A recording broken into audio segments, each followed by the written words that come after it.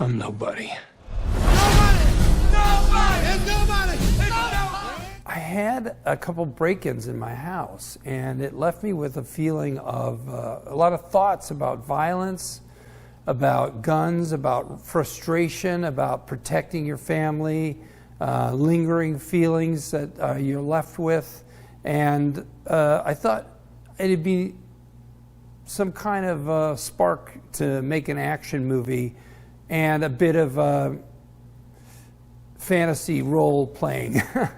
Because in real life, you know, you should do what I did, which is keep the damage and the violence to a minimum and get the heck out of the way. But the truth is, you know, afterwards you're left with a feeling of, I wonder what I could have done if I had to, and I kind of wish I'd had to. It's about an unhappy man rediscovering and accepting himself in a much more violent form, who stops running and embraces his very dark self. He's an anti-hero, and it's always been a film to me about an anti-hero who, we're masquerading it as a dude who, it's a fantasy for the suburban dad. And for some people, they'll only see that level of it, and they won't see the subtext, and that's fine. But everything that happens through the film, like I said earlier, is because Hutch makes the wrong choices. They're the right choices for him. They're the not right choices for his family, for his well-being, etc. This is the story of a family. Normal street, normal house, normal people, which is revealed to be very different by this one single incident on a bus.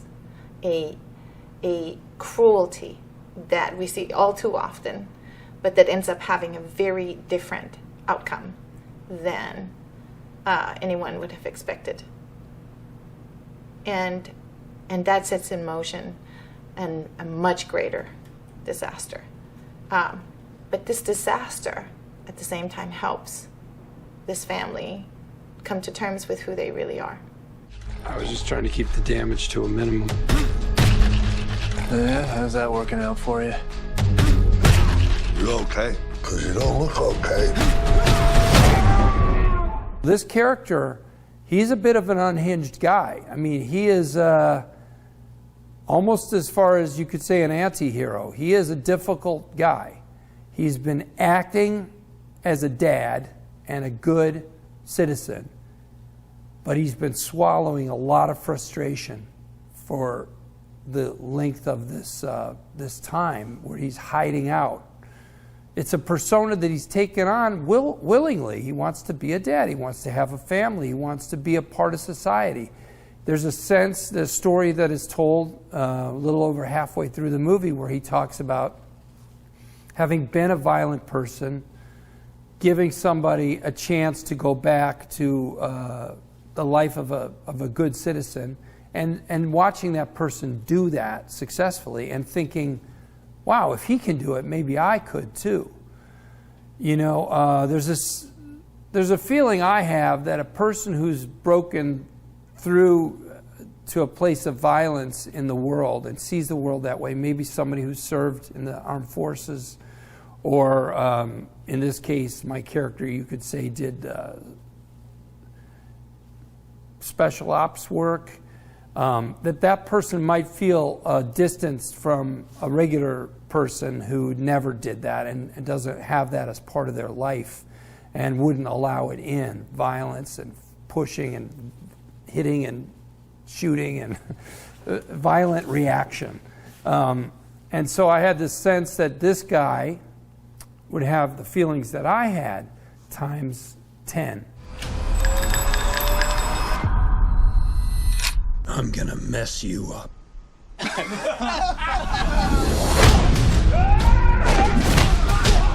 When I first got this script, you know, I'm an action fan lover. There's a lot of action written in the screenplay, as well as twists and turns of the sense of a character who just basically walked away from a dangerous life, a lot of bottled up energy. And then this bottled up energy is going to be released. I found that exciting. And then when I got to the character of Harry, thought it would be something fun for me to do. When I started reading it a little closer, on the second pass maybe, I realized that it really is a story about addiction. Now, it's very vague, and this is, maybe I was grabbing at straws, but I remember talking to Bob and talking to Derek Kolstad, the writer, and I was like, guys, is it just me, or is this a story about a guy who has been 20 years clean, not a single violent act, he overcorrected, became this nobody because he thinks this is how people live, because he's never had a regular life until the age of 30-something. That got me very curious. I was really attracted also to the writing about the relationship between Becca and her husband, because it's very rare that in both TV and on film that we get to see the reality of a long marriage. You know, how hard it is to maintain intimacy across careers, and the humdrum, the repetition of life. How do we maintain real affection when our lives have become boring? Hey, I have an idea. How about I make that lasagna that you love tonight? You know, from scratch, like I used to. You see, wonderful thing with Bob is that, you know, apart from being a great actor and a great human being and a writer, which is an odd, not an odd, but it's a rather a rare combination. But you point the camera at Bob and you see that their gears turning. Whether they are or not, I don't know, but every single time we shot, a little bit of Bob goes a long way. So, you know, very lucky to be working with a guy like that. I think this team, you know, Bob Odenkirk, Christopher Lloyd, the RZA, it's an unlikely team of guys we put together in an action film, but I think it's similar to the first guy who discovered that he could put cheese and pickle on a burger and it'll taste good, you know what I mean? There's a number of older actors who you could imagine we thought of, but oh my God, nobody like Chris Lloyd fills that bill. Nobody brings that sense of chaos and mayhem that might break out, as well as a twinkle in his eye, like a real delight in craziness happening around him. He lived for it. He loved the shooting and the killing and the danger and the risk and the intrigue and the adventure. He just loves it. But he's retired. He's in a retirement home. And he worries about his son. He's involved with something that's scaring him, the son, and is very dangerous.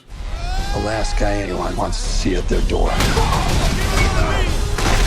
Because it meant you didn't have long to live. But I left it behind to start a family. I might have overcorrected. To me, the fun of doing this and the challenge of it is to learn that new set of skills. So I also knew I had to get right into it. So thankfully we had Kelly McCormick interested and on board as a producer, and she and David Leitch are connected to a group of stunt people here called 8711, the best stunt people in the world as far as I'm concerned. And they had one of those people, Daniel Bernhardt, who's I think maybe the best stunt actor in the business, and you might know him from Atomic Blonde. There's a huge fight he does with Charlize Theron. It's really another level, and Daniel's the best. And he's also an actor, so he was able to really relate to me and my journey into doing stunts. And we trained 3 times a week. I had to drive down to the airport, which is where their facility is, and trained for 2 hours, 2.5 hours, and I did that for 2 years before we made this movie. What I loved about what I saw is that this was not easy for him, not yet. And he was sweating, he was getting tired, but he was going at it. He was still persevering. He'd get up, he'd go again, and one more time, let's do it again. And he'd collapse, he'd go up, he'd get punched, and again. And there was something incredibly raw and real about what I was seeing. And I'm not exaggerating in the slightest. It really was, I came out of that 8711 building going, I hope we get to make it, because this is, I would want to see this as an audience member first and foremost. Because the first thing you want to do if you're considering any project, whatever it is like, do I want to see it? Would I pay money to see it? Would I be excited to see it? And seeing Bob doing all these things, even though the script was great and I knew we were going to make that work, seeing Bob in action was just electric. Working with 8711, one of the best stunt teams in the business. So many great films they've been involved with, and I've watched their work and admired their work. You know, I've been watching their work ever since The Raid. And getting the chance to work with that team, Greg and all the guys, was very comforting. They had a great previs of the action. You know, they took the time to show me the moves, and you know, from the first day I got on set, rehearse, and actually I think I lost about 5 pounds and gained a couple of muscles working on this movie. I'm excited for you to go on a crazy adventure and get swept up in the rage and violence and excitement and explosions and revenge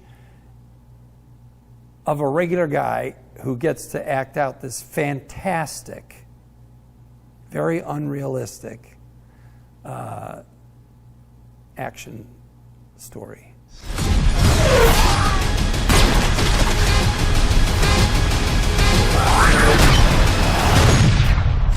Who are you? Me? I'm nobody. Nobody is